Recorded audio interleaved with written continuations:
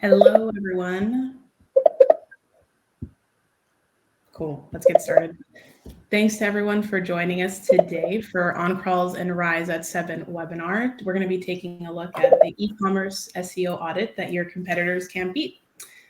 We're going to wait just a few seconds to give some time for others to join us today. Hello. Oh, from the Netherlands, cool. I'm from Montreal. Sophie and Nikki, where are you joining us from today? I'm joining from Sheffield today. And I'm in Manchester. Nice.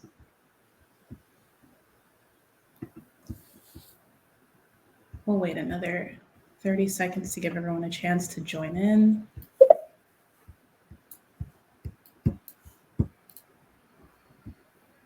Hamburg, Germany, nice.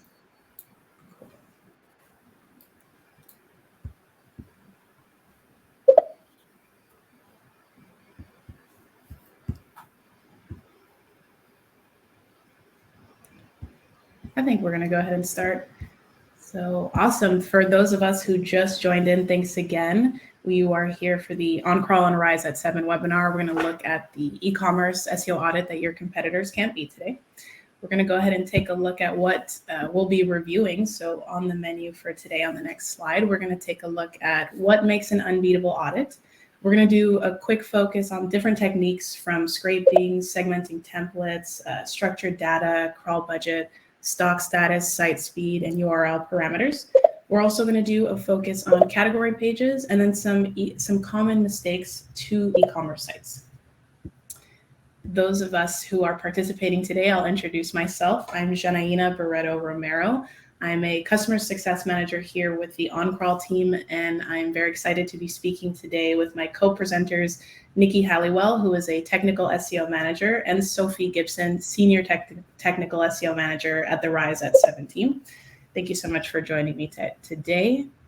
Let's go ahead and get started. We're going to be first talking about what makes an unbeatable audit.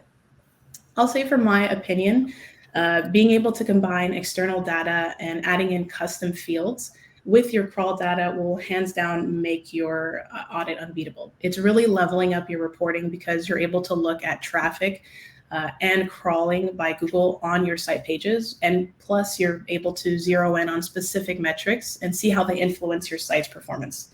So I know Sophie and Nikki have a few interesting things to add to this topic. So I'm going to go ahead and pass it on to them to give us an insight.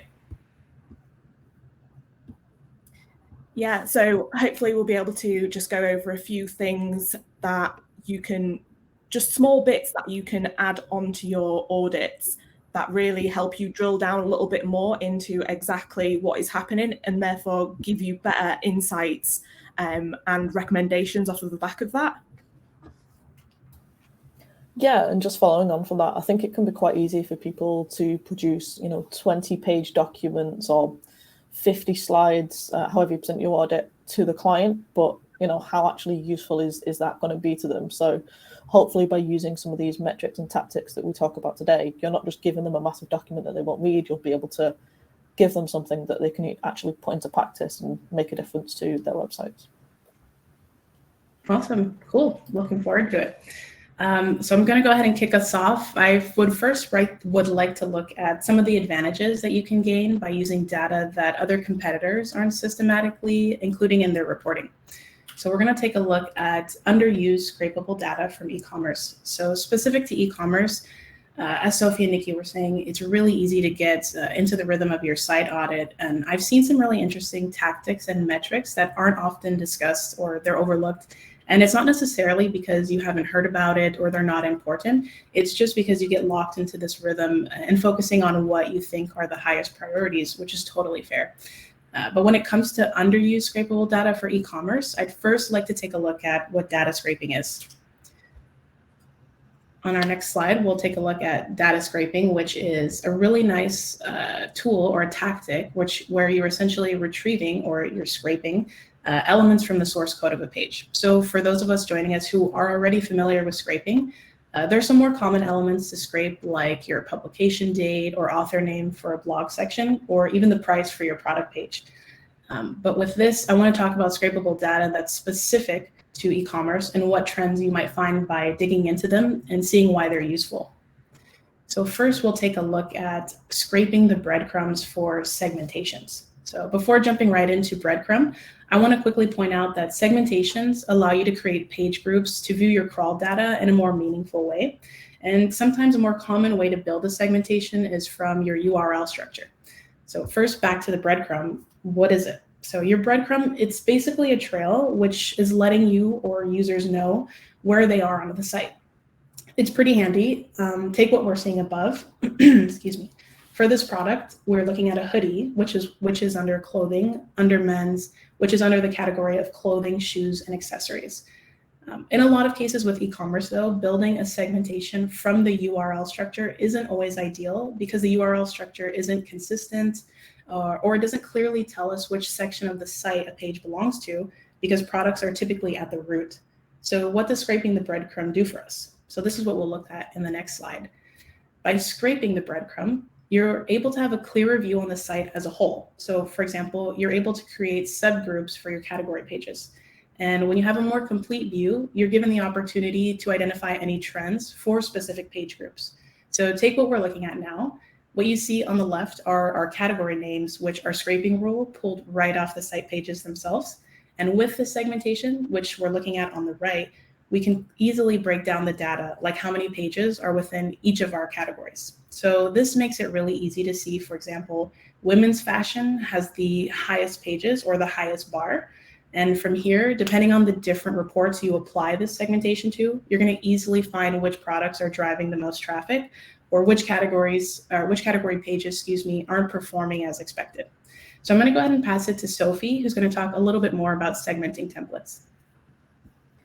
Yeah, so a really good way to be able to kind of break down your pages is if you segment your page templates. So the typical page templates that you get in e-commerce sites, you've generally got your homepage, information pages, which most sites tend to have, product pages and category pages, as well as more navigational landing pages. So those kind of category hubs that lead you into various other categories. If you've got a blog or a guide section, then you've got to look at your payment and cart pages because sometimes that can kind of skew data that you've got, and then looking at if you've got a help and support area. But obviously the two key pages that we're going to drill down into a bit more detail are the product pages and the category pages, just because they are the most valuable pages on an e-commerce site. So how do you actually segment those pages out? So when you're looking at product pages, for example, you can potentially use a URL pattern, depending on what CMS you're using, and whether you've set up any kind of unique rules. So for example, some Salesforce sites, products end in .html as standard, or you've got Shopify, which all products have /product in the URL. But obviously you can't always rely on that. So using scraping, you can pull out unique template attributes that only that page template will use. So for example, on product pages, you can have has the page got an add to basket button, or text on the page, or whether that page has product schema, if that's something that's applied to all of your pages.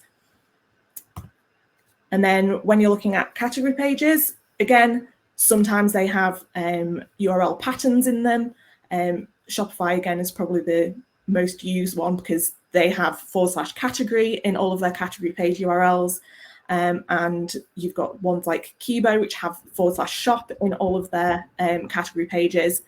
But again, there's different unique template attributes that you can use in order to make sure that you're only pulling those pages. So for example, on a category page, you may have the number of products that are in that page. So that shows how many unique items there are in that category. They tend to have a filter by section. So you've got you're filtering what product type it is, etc. And then also tends to be a product sorting option. So most of this is information that's only going to be unique to that category page template. And that's how you can use those rules in order to make sure that you're segmenting the pages correctly. Yeah, nice. Thanks, Sophie. So actually on the topic of category pages, a second piece of scrapable data to look at is actually the content block at on the top of your category pages.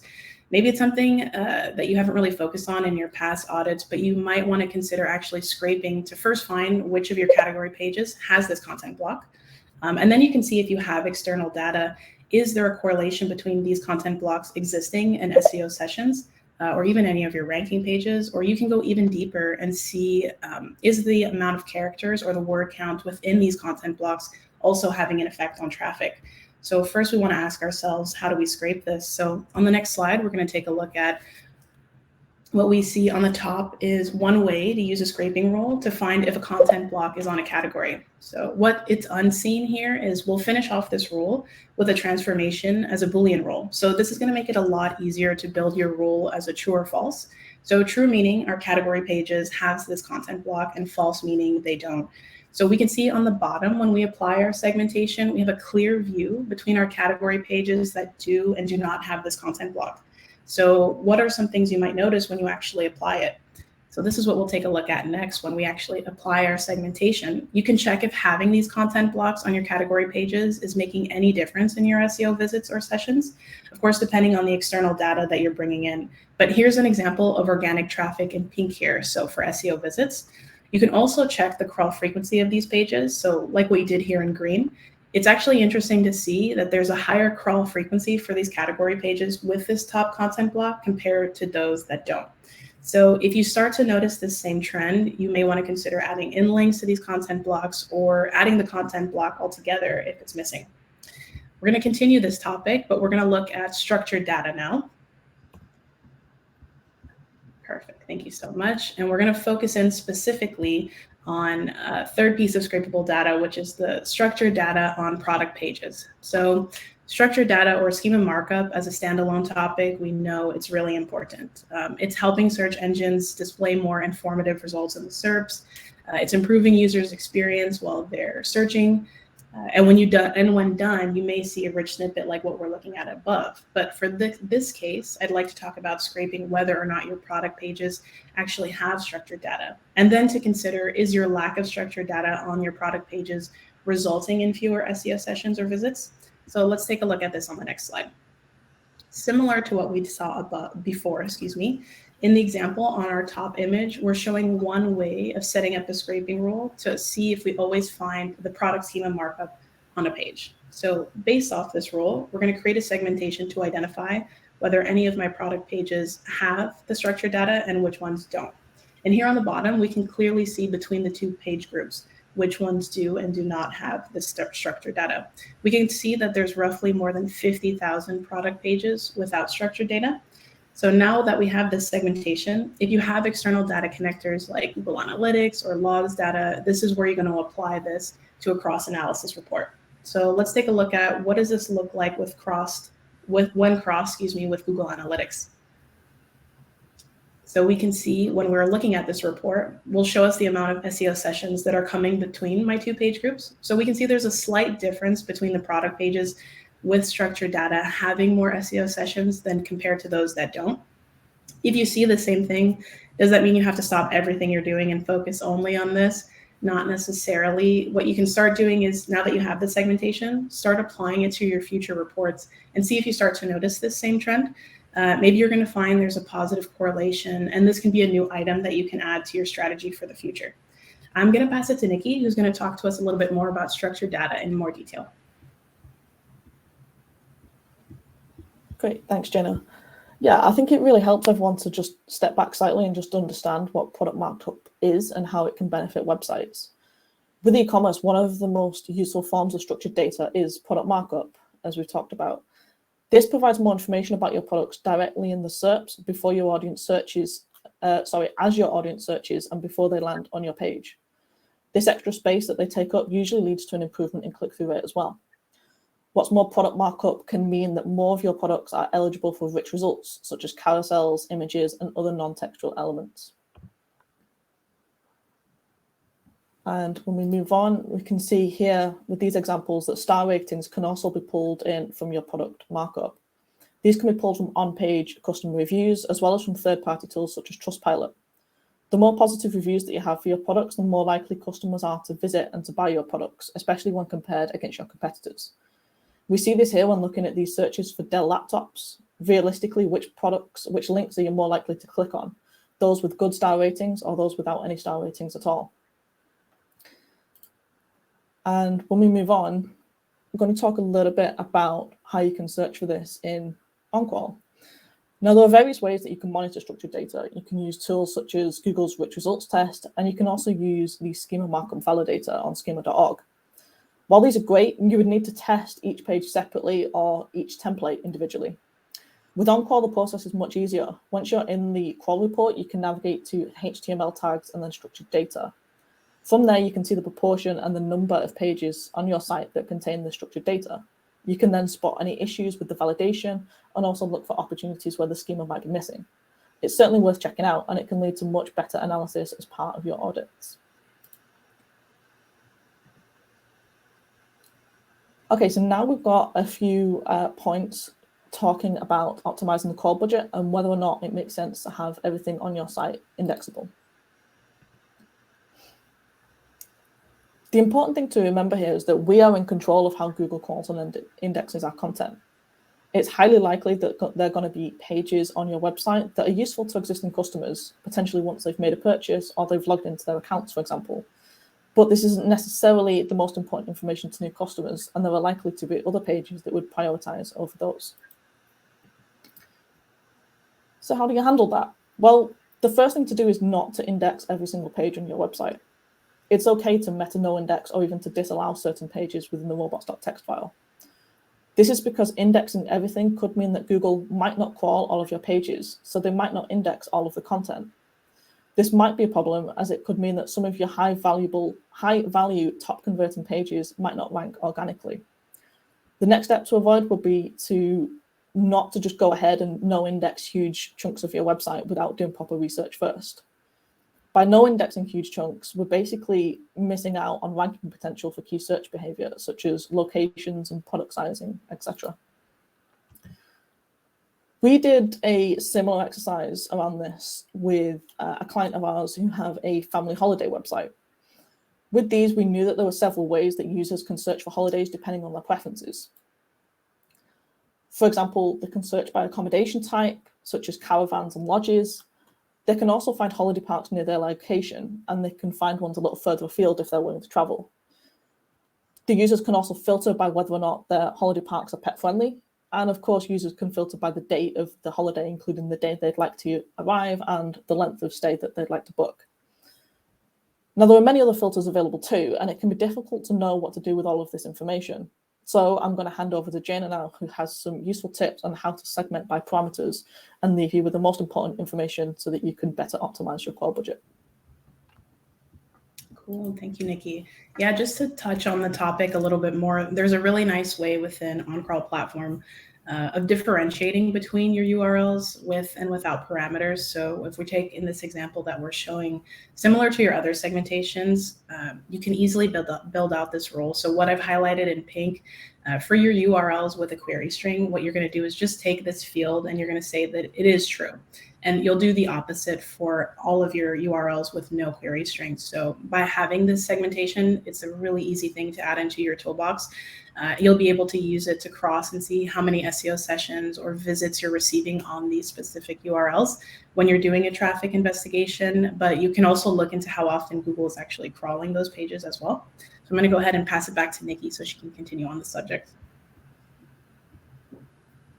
Cool, thanks. So going back to the example that we just had with the family holiday website, once we'd followed this similar process and segmented the parameter data that we needed, we were able to use this and really think about the users of the website and just focused on providing the best search experience. So we asked ourselves, what is it that they needed to see on the internal search results that would lead them to book a holiday then and there? Well, one of the first steps we took after analyzing all of the parameters that we had was to disallow the search pages and the book your holiday pages within the robots.txt. We did this because while the pages were valuable to users, we didn't need them in organic search results. Doing this meant that the users could still see the results of their holiday searches, but due to the available search combinations and the potentially infinite search results pages that this could produce, we didn't actually need Google to spend time crawling them and potentially indexing duplicate content. The result of doing this was that fewer pages were being crawled on this website, and more crawl budget, was being spent on the most valuable pages on the site, such as the park landing pages and the holiday home sales that they're trying to sell as well. Now, this is just one example of using crawl budget, but it's not the only problem faced by e-commerce websites. I'm going to hand over to Sophie, and she's going to speak on other ways that you can find URL parameters and how to handle them. Perfect, thanks. So yeah, there are like common ways that parameters are used in e-commerce sites. So they tend to be things like faceted navigation and product sorting options. So when you're doing an audit for a site, it's really useful to see how many of those pages that Google is serving to searchers already, because it tends to be ignoring your robots.txt rules, because Google has found that actually you've linked it on the site, so we're going to serve it to people because it seems to be useful. But the only problem with this is that those types of pages, pages with parameters attached to them, they tend not to have unique content on the page. So whether that is, your page title and your actual category headings, it means that you could be missing out on all of those pages ranking for relevant keywords. So to be able to get better insights about this problem, you can segment the landing page session data with whether or not the URL has a query string attached to them. So you can use that data to show that these pages are already gathering traffic and you've not done any keyword targeting on there. These are just pages that Google has decided are actually going to be a unique content and it wants to serve them to people in search. So it means that when you're doing your audit, you kind of show that there is massive untapped potential in those pages. So you can recommend that if those parameter URLs were actually big static URLs instead that had unique content that actually use the keywords that your audience is using and searching for, they could actually be performing so much better than they already are, and actually bring value to the site, because they're already doing okay, but with a bit more of investment, they could be doing far better.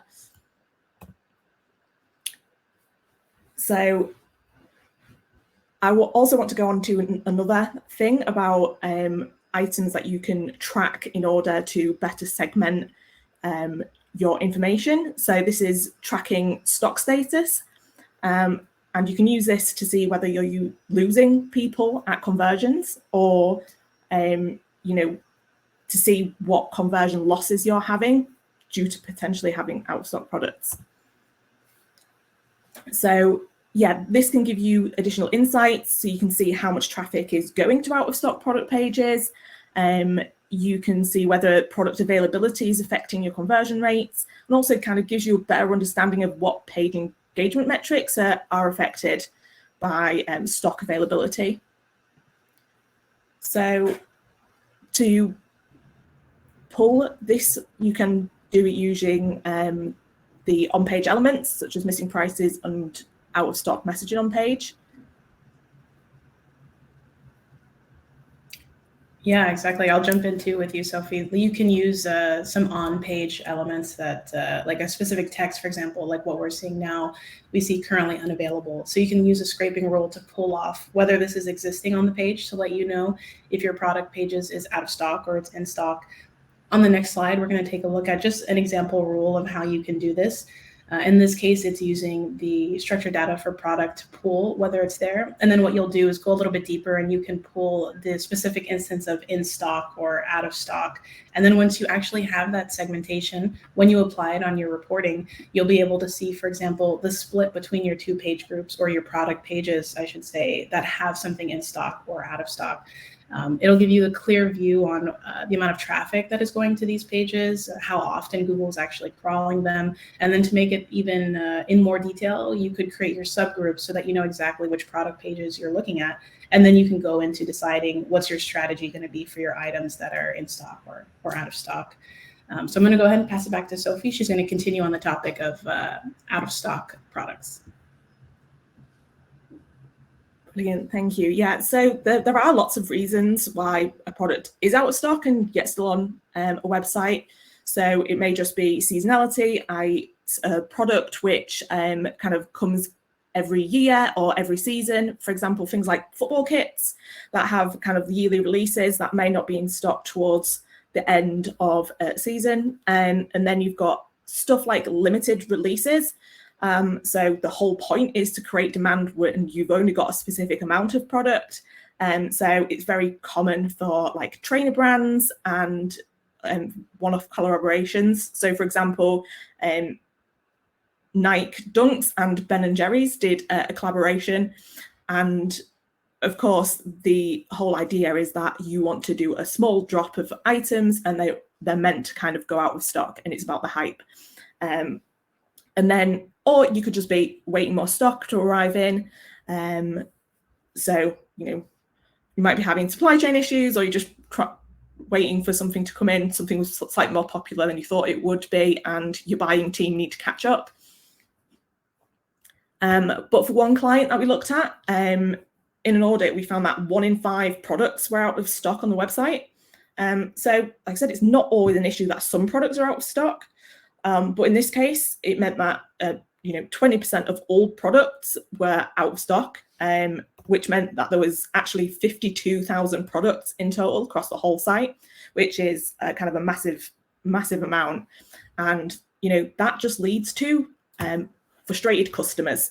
So it's a poor user experience for people, firstly, on top of actually having the SEO implications of having pages that are out of stock that are still in the index that is still being served to users. They're still visiting via search engines, but it's a waste of everyone's resources, because if someone's looking for the item and it's not available, then everyone's mad.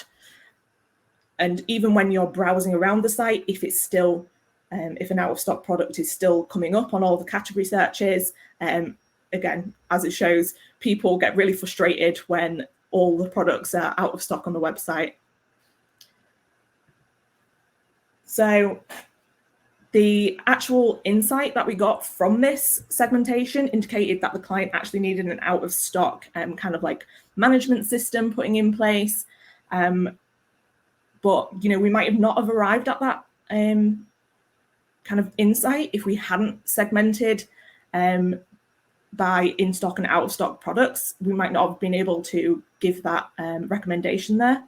But obviously, to further enhance any kind of audit actions that we kind of come up with, what we can do is bring in additional metrics to be able to calculate the value of this traffic.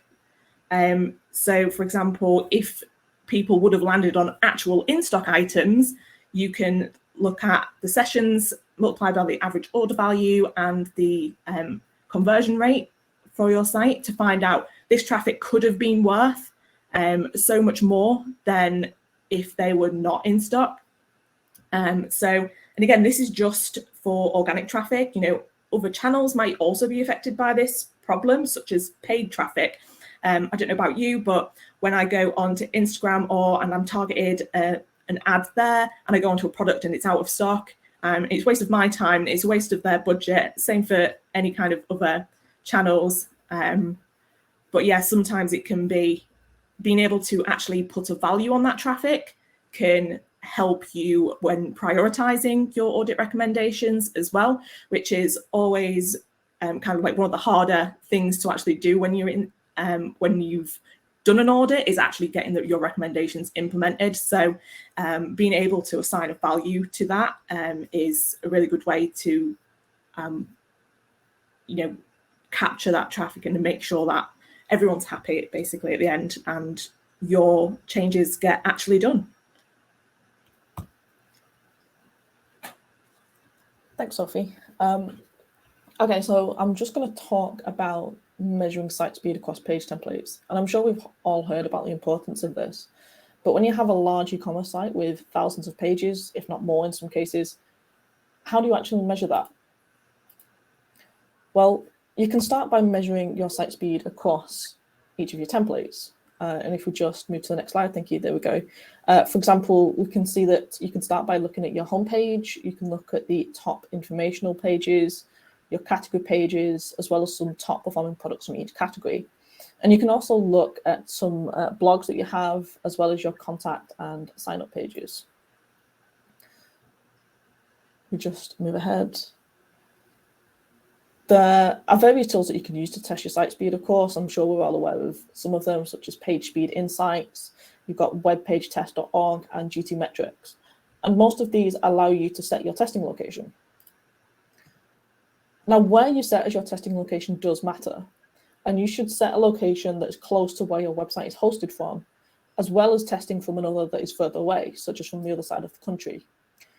You should do this because if you've got a CDN installed, these testing locations allow you to see how much of an impact your CDN is having on your website. You can see how much it is helping your website to load faster for your customers and how they're actually experiencing your website. Wherever you decide to test from, it's important that you keep these locations the same each time so that you can get accurate results. Another factor to consider is that it's not recommended to simply test each of your templates once. You need to test more than once so that you can get a good measurement. This is because on the first test, your content won't be loading over your cache, so the results may be slower than in reality. So after testing your site speed several times, your results should then load over the cache and your results will likely be faster than what you saw on your first test. I find that if you test each template about 3 times across both mobile and desktop devices, and then calculate the average, you tend to have a much more accurate measurement of your site speed. Now, this can be quite fiddly and time consuming, but the good news is that Oncrawl helps and takes care of a lot of this. So instead of finding each template page, instead of finding each template page and running multiple tests, if you go to the crawl report and then the payload section, you should be able to see from there which pages have been identified as the slowest pages across your website as a whole. And you can also see at a glance what the average load time is across the site and then monitor the page weight. It's also really useful to see how the page weight and the load time change based on the depth in the crawl. Finally, if you have the SEO impact report open in Oncrawl, it can be really useful to see in more detail how the site speed is impacting user and bot behavior across the site. So you should be able to see if your quicker loading pages are consistently ranking higher, or you can see how your slower loading pages might actually have a lower conversion rate. Following on from this, Jana also has some more information on additional crawl strategies for e-commerce sites. So I'll hand over to her. Cool. Thank you, Nikki. So once you're actually scraping all the data that you're interested in taking a bigger look at, probably one of the big questions you're going to be asking is how often do you actually want to be looking at this? And it's a big question for e-commerce sites, especially as you get larger, because you want to make sure you're not overlooking any major side effects or trends. So let's look at how we can address this when you're planning your site audits. We could talk about strategy 1, which is using a representative crawl that you can run quickly and frequently. So how do you do this? And what we often hear in SEO is it depends. And one of the big factors is how big is your site? So in some cases with large sites, if it's more than 1 million pages, let's say, a representative amount is anywhere between 20 to 30% of the site. And you could do this on a monthly basis. And this is because typically with e-commerce sites, they have the same site structure. So you have your home, your category, your PLPs, and your product pages. So this should be enough to reach all of your page templates.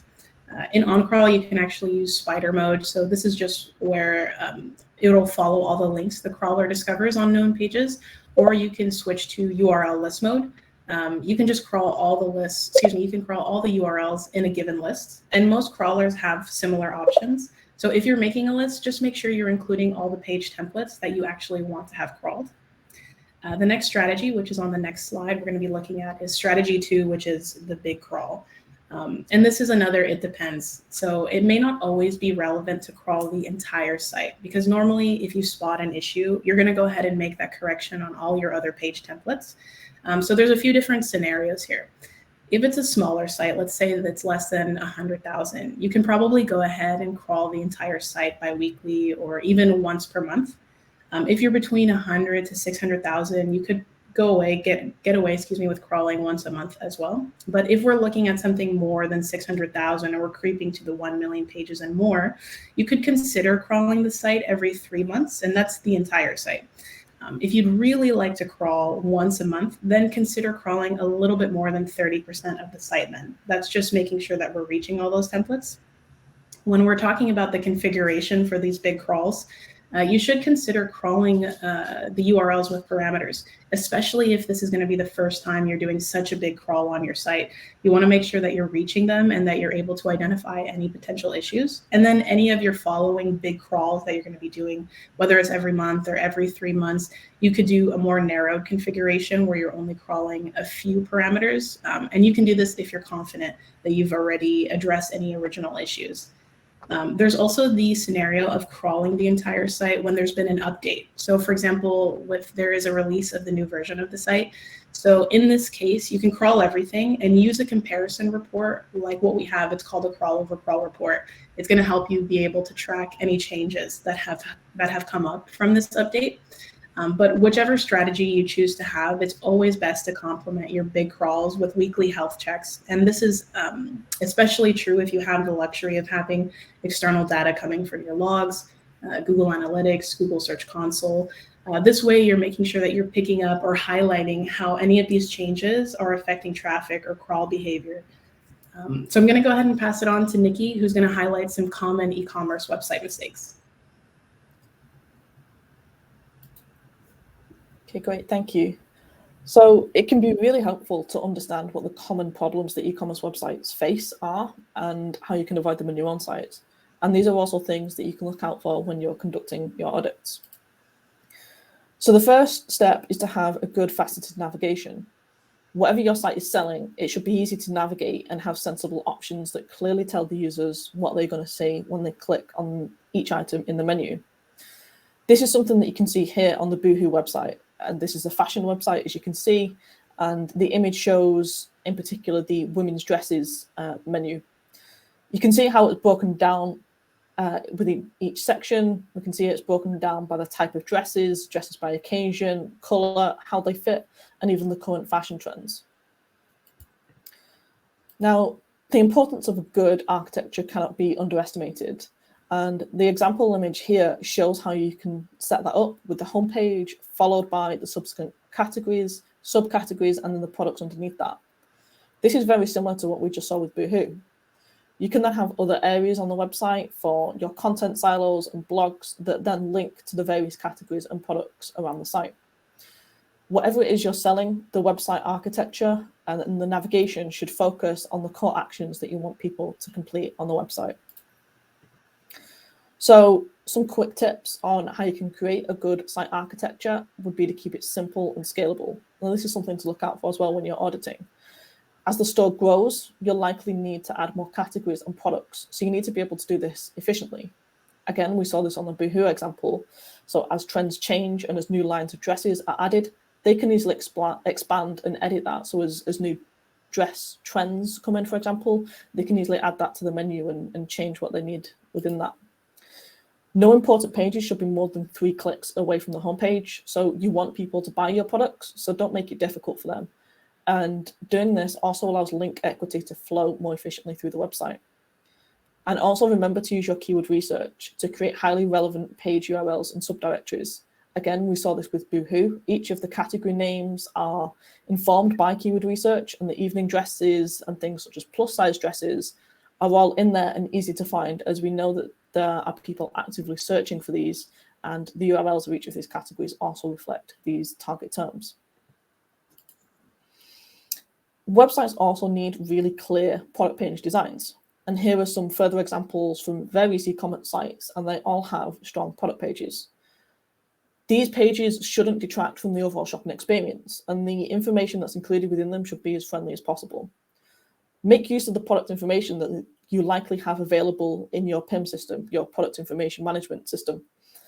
Ensure that your sizes, measurements, colors, prices, and any other details that you have are easy to find, read, and understand. If you sell products that others also offer, for example, if you're not including information such as this on your product pages, but your competitors are, then you're increasing the likelihood that your potential customers are going to go and buy from them instead. There should always be adequate information on your product pages.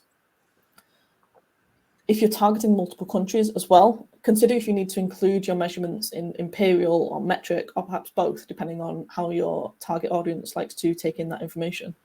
And remember to localize it where possible.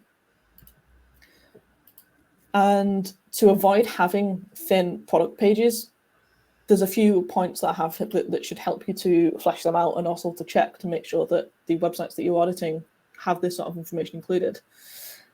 Whether or not you include or you have adequate information on these product pages can really be the difference between whether or not you make a sale.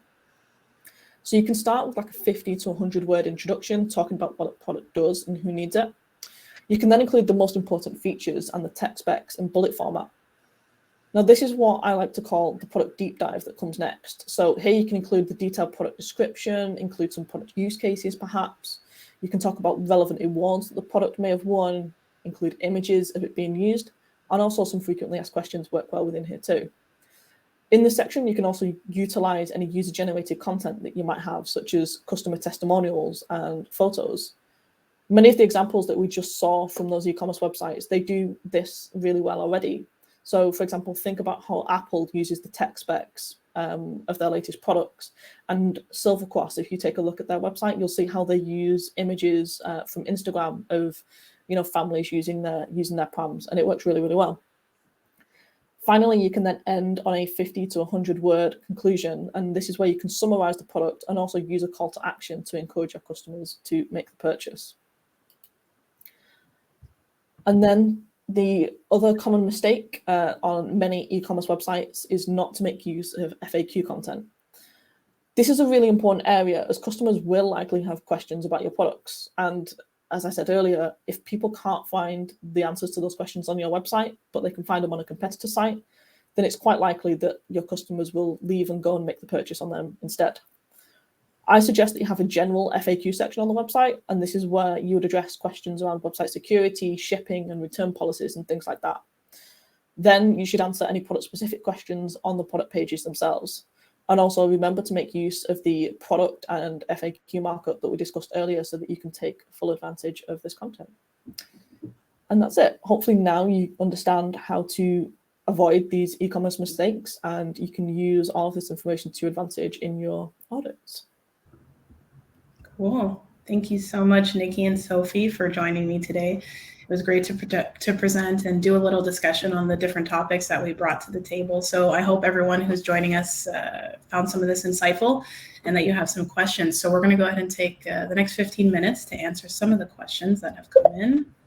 Let's take a look here. I'm going to go ahead and read this aloud. Nikki and Sophie, we have a question from Michael Costanzo. What are your thoughts on discontinued product handling, 404 versus 301 to brand pages versus 301 to homepage, etc.?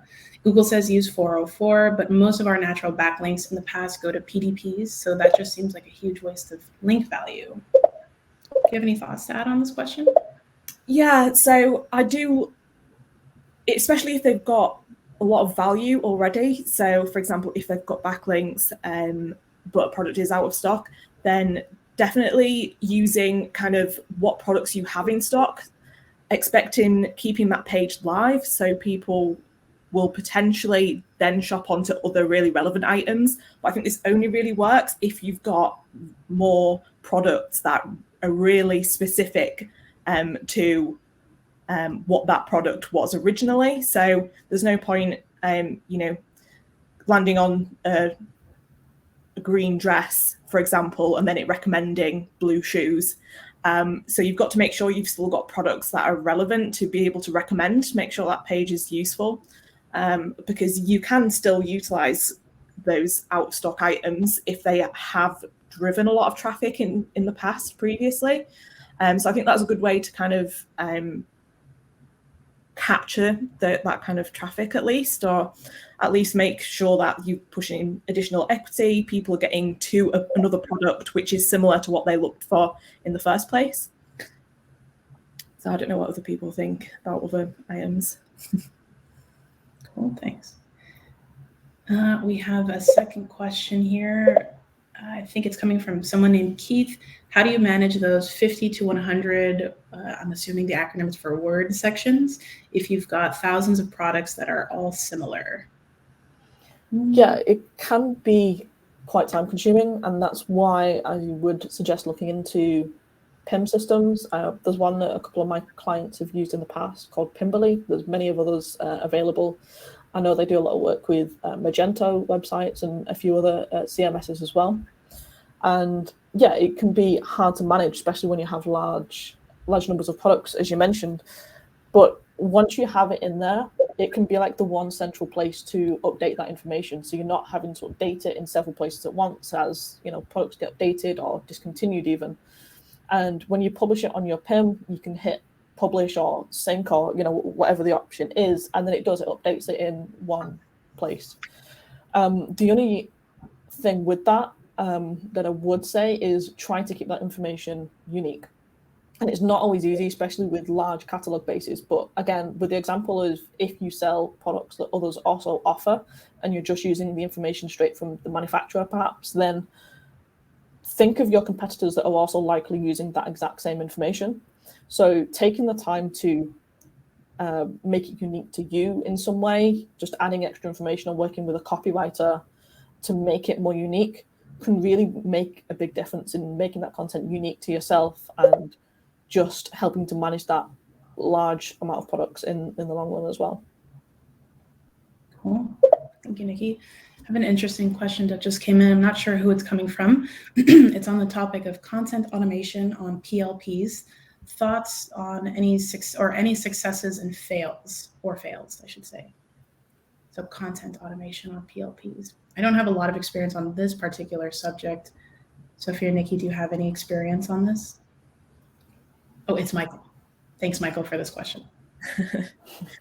I've not had to do any content automation, but I know I've given kind of like cheat sheets for people in order to, with like common sentences that come up.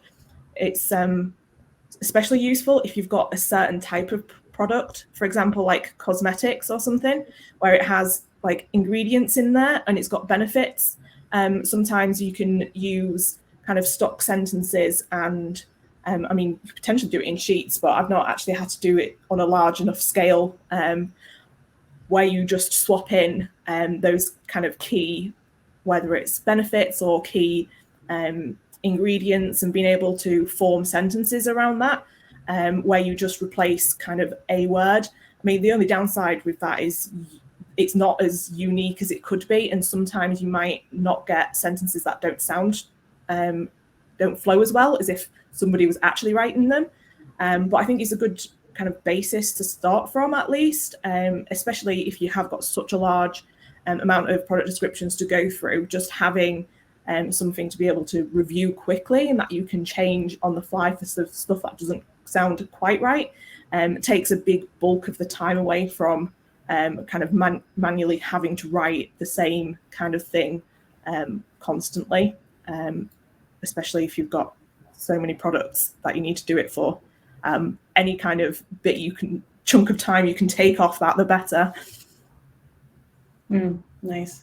Cool. Thank you. I have another question from Alexander Perales. What is your recommendation to add content on category pages and how many words? I'll take this one. I would say before even giving a range, I think the first place to start is, like I was mentioning earlier, go ahead and see if you have those content blocks and measuring the actual word count on them, and then crossing this with your external data to first see, is there any effect, or what is this effect, before deciding how many words should be there. So this will give you an idea of, are them existing? Is it affecting any visitations or SEO sessions? And then going ahead, building the scraping rule for the word count range, and then seeing which ones, for example, have the highest SEO sessions. So if you start to see those content blocks that have less than 300 words, let's say, are the ones that have the highest SEO sessions, and you start to consistently see this over time, maybe this is when you can jump in and start implementing, okay, my content block for those category pages should have, X word range. And next question. Henry Smith, what are your thoughts on lazy loading, infinite scroll on category pages, and the best solution to ensure it has minimal impact on organic performance if design insists on it being used? Good question, Henry. I can talk about that a little bit and see if any of you guys have anything to feed in. But it's interesting actually, because I was talking about this earlier with some of our other colleagues and some of our clients. So it sounds like a typical answer with SEO, but it depends. Try not to be a cliche with that one, but it really does. And what we came to in the end is that pagination tends to offer like limited engagement to the user, right? So that it allows them to find a particular item or particular product immediately, because they can't just scroll infinitely. They have to pay more attention almost to find what it is, what they're looking for. But on the other hand, like lazy loading, it provides a different type of interaction for the user, and it means they spend more time on the website because they're just scrolling and scrolling, but they're not necessarily going to be able to find that item as easily because they can easily get distracted by the amount of choice available. Kind of like what you do on a social media site. So if you're on Facebook or Twitter or Instagram, wherever you are, and you're just scrolling and scrolling and scrolling, you're probably not engaging with the products or the items as much as you would if you had to press the pagination button to get to the next page. So I think just to think about what it is, what types of pages that you're looking to offer this on, and whether it would actually be useful to the user, would it detract away from anything, and would it help to increase your conversions? Awesome. Thank you for that response, Nikki.